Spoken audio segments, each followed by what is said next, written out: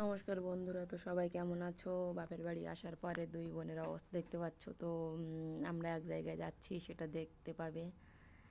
তো চলে গেছিলাম গোলপাতা কাটতে, কেটে নিয়ে আসছি। গাছে ওটার ভিডিওটা দিলাম না।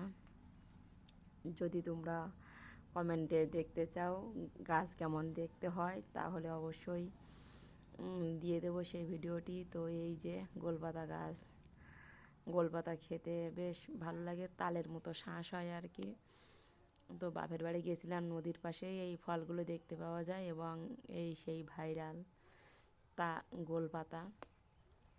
যাদের নদীর ধারে বাড়ি তারাই একমাত্র চিনবে এই জিনিসটা কী জিনিস।